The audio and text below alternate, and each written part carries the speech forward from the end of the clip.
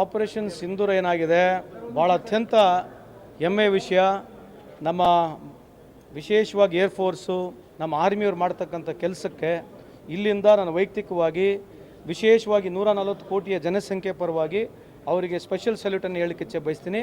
ಅದೇ ರೀತಿಯಾಗಿ ಭಾರತ ಸರ್ಕಾರ ತೊಗೊಂಡಿರ್ತಕ್ಕಂಥ ಏನು ನಿರ್ಣಯ ಇದೆ, ಇದೇನು ನಡೀತಾ ಇದೆ, ಇನ್ನು ಮುಂದೆ ಒರಿಲಿ. ಇದು ಒಂದು ಹಂತಕ್ಕೆ ಬಂದು ಮುಂದೆ ಬರ್ತಕ್ಕಂಥ ದಿನಗಳಲ್ಲಿ ಇಂಥ ಭಯೋತ್ಪಾದನೆ ನಮ್ಮ ದೇಶದಲ್ಲಿ ಆಗಬಾರ್ದು ಅಂತ ಒಂದು ಭಯ ಹುಟ್ಟತಕ್ಕಂಥ ಕೆಲಸ ಆಗಲಿ ಅಂತ ತಮ್ಮ ಮುಖಾಂತರ ಹೇಳಲಿಕ್ಕೆ ಇಚ್ಛೆ ಬಯಸ್ತೀನಿ.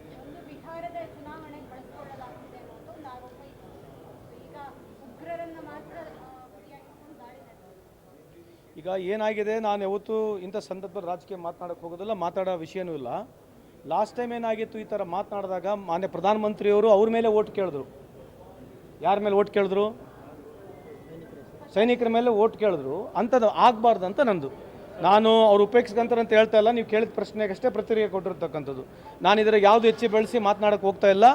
ನನಗೆ ಭಾರತ ಸರ್ಕಾರ ಮಾಡಿರ್ತಕ್ಕಂಥದ್ದು, ನಮ್ಮ ಆರ್ಮಿಯವರು ವಿಶೇಷವಾಗಿ ಏರ್ಫೋರ್ಸ್ನವ್ರು ಮಾಡಿರ್ತಕ್ಕಂಥದ್ದು ಏನಿದೆ, ನಾನೇ ಹೇಳ್ತಾ ಇದ್ದೆ, ಇನ್ನು ಮನೆ ನುಗ್ಗಿ ಹೋಗಿ ಹೊಡಿಬೇಕು ಇವರಿಗೆ.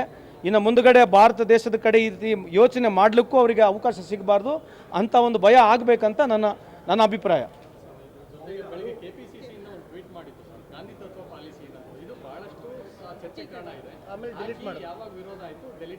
ನನಗೆ ಗೊತ್ತಿಲ್ಲ, ನಾನು ನೋಡಿಲ್ಲ ರೀ.